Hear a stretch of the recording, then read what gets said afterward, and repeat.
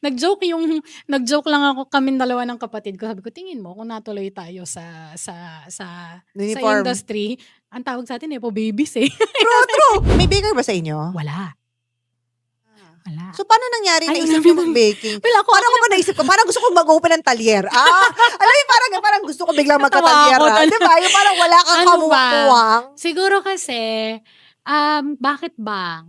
Well, yung perspective sabi mo 'di Oo. ba, we considered it art. Eh, lahat kami pinasahan ng nanay namin ng dugo ng pagiging artist niya, eh. So Artist ba ako nanay mo? designer siya, eh. Designer Siya nga. nagde-design nung mga uniporme Okey, okey, namin, eh. okey, Hindi lang okey. siya fashion designer, nakakuha siya ng niche niya sa uniform Hmm. industry. Hello, So, mas mayaman siya. hindi naman, hindi naman. Naman kami gano'ng levels, 'di ba? Pero yeah, we were successful Hmm. and kilala yung kumpanya namin. Alam mo nag-joke sorry, hindi ko alam kung nag-joke lang ako kaming dalawa ng kapatid ko. Sabi ko, "Tingin mo kung natuloy tayo sa Uniform. industry, ang tawag sa'tin nepo babies, eh." True, true, true. Kasi sinimulan ng nanay natin, Uy, tayo alam kukunin na mo, lang natin. sobrang bastardized na yung concept ng nepo babies, Kasi, Oo. parang sabi nila kasi for example kayo, hindi naman Oo. nepo babies ang tawag dun. Kasi Wala, if pinagmanahan lang Hindi ba nung ma-imagine mo, kunyari hard work. gumagawa ng sapato, sapatero, Oo. 'di ba napapasa yan? Hindi, inheritance. Ano yan, eh, may skills na pinapasa. Ang nepo Oo. baby kasi yung tipong wala namang binatbat, pero nabigyan ng Oo. pagkakataon. Alam mo yun, Totoo naman. Uy, hindi kami naman pinaghirapan namin. oo. Tsaka kunyari painter tatay Oo. mo, painter ka, painter yung anak. Ano Eh, yan, nepo talent baby? Hindi nepo baby tawag talent dun. yun, eh. Kumbaga, dumadaloy sa dugo ang Yes. talento. So, for us, it's really a matter of channeling Hmm. that art into something else. And then also, dumaloy din sa dugo namin, more so to my sisters than me. Ako kasi talagang nga lang ako, yung gusto ko parang ayoko nag-iisip, sayang naman yung brains, 'di ba? Para pag binenta ko, pwedeng rarely used, 'di ba? Pagod na ako. Ayoko na silang mag-isip. So, yung business savviness din, namana din. Hmm. So, okay, parang, uy, sabi, inunahan na namin, papasok dito yan, yung mga minimalist kineme bento cake na yan, papasok na dito yan. Uumpisahan na natin. Yun And ba then ang yung ano pag ninyo? yeah, Yun yung parang specialty nyo, minimalist bento cakes, maliliit. not even bento, eh, 6-inch. So, yeah, dalawa, may 6-inch kami tas may bento kami na nire-brand na lang namin na lunchbox. Okay, okay. Lunchbox cake and then 6-inch cake. Tas whatever nagustuhan ng client namin na limited sa buttercream, yun yung ide-design namin sa cake. Eh, yung artistry namin, yung the other, I have the youngest sister's really good at colors. So imagine like whatever, like bigyan mo ng picture, Hmm. pipinta niya yan sa cake. Ganon katindi. And then isa pa sa mga nag-trending namin na mga the Van Gogh painting, Yeah, parang Monet yes, paintings yes. on a cake. So I think So wait it's lang, really, handmade ba yun? yeah, it was really my sisters who did that. Fudge! Yeah. So parang it's like we didn't have brushes, we had palettes. And we had like frostings. And then papalitahin niya yun ng ganyan-ganyan. And then ako, since I'm a writer, I'm not really a visual like artist, I was the one who really spoke with the clients at the time. So I know the story behind every cake. And even now when I see them at the cafe, sabi niya, anong pangalan mo? Gaganunin ko sila. Ay, alam ko yung cake mo nung 2021, that cake was this for this and then ganyan para sa kapatid mo na wala. Parang, I know all the stories. So, kaya nga sabi, so, yun din, I think it also worked because we really divided the tasks. So, the other one is the one who really, like, worked on the cakes. We baked it together. Then the other one is in marketing. And then, I'm the one in the admin and customer, like, relations. Like, sa akin yung order, sa akin yung customization. And then, nagkaroon kami ng sistema that all the kwento of the customer will be in one file, which yung production team gagawin na nila. And then, they're going to bring the design to life. And then, suddenly, the magic is there. The magic is like really flowing from one step and one process to another. And then, pagbigay ng cake sa client, this is the story. This is the love that you're going to give away. So ano yung mga memorable na istorya na or mga memorable designs nyo? There were designs that, teka lang titingnan ko lang yung kasya ng utak ko. Nagre-refresh kada araw. Di ba? Parang nagde-defrag araw-araw. There Ang were luma just nung two. Defrag. Ang Last ko kinaha- narinig is kay Mishi pa. Shout out to our friend Mishi Kamaya na taga Project 7 lang, hindi tayo nakikita. Tama. O, diba? Pero mga floppy disk pa. Wala nang nakakaalam nun. Anyway, Defrag. wait lang. Tingnan lang natin yung utak ko. Siguro it would be like somebody who ordered from the States and then told us that this cake would be for the person. Ito. Long distance relationship. So, parang hindi pa sila nagkikita. Or, hindi, nagkita na sila, pero parang alam mo yon, ang tagal na nilang hindi nagkikita and everything pa. And then, yung mga pinapagawa niyang design sa akin, or sa amin lagi, would be like elements of their relationship, like a penguin and another character.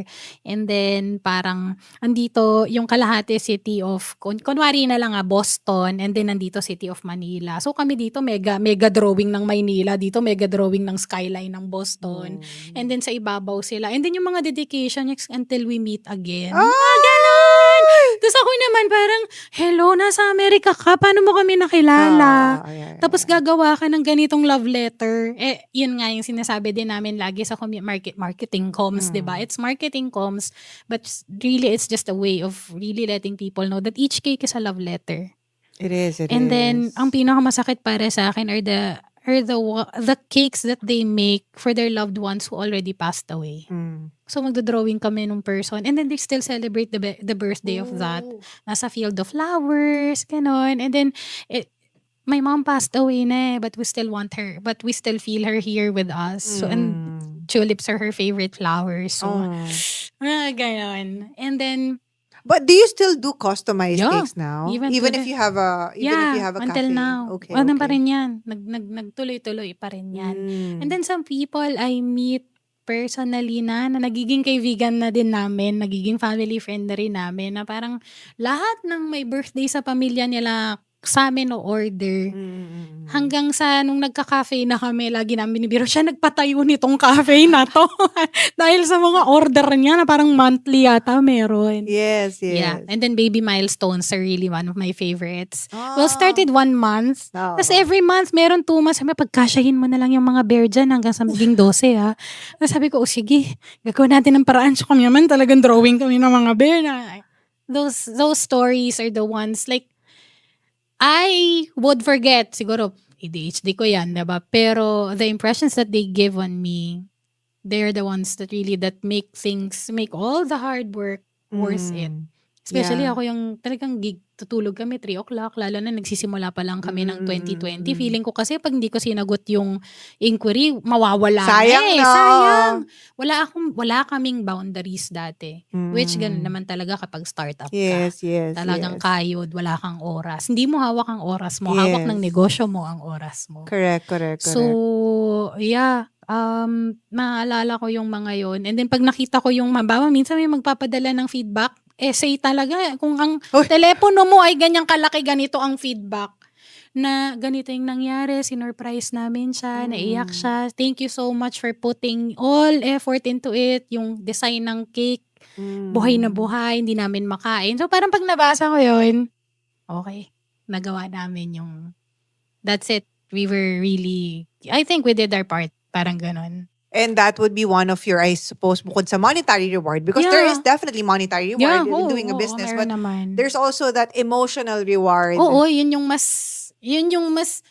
monetary reward, kailangan yan para mabuhay ka eh. Kasi kailangan man pambili ng bills, di ba? Pambayad ng taxes mo, di ba? So, na mapupunta sa flood control projects. totoo naman. Kailangan natin yan. Kailangan natin silang buhayin. So, pambili ng mga luxury bags nila, pang-travel nila abroad. So, yun. So, pero I think what kept us and what keeps us moving forward, finding ways to break every barrier that we come across, we always find ways to reinvent ourselves. It's because of the emotional rewards that we get. The purpose is to really send love. And nabigay namin siya hanggang sa cafe. Na kailangan talaga nandun. Love is at the core of it.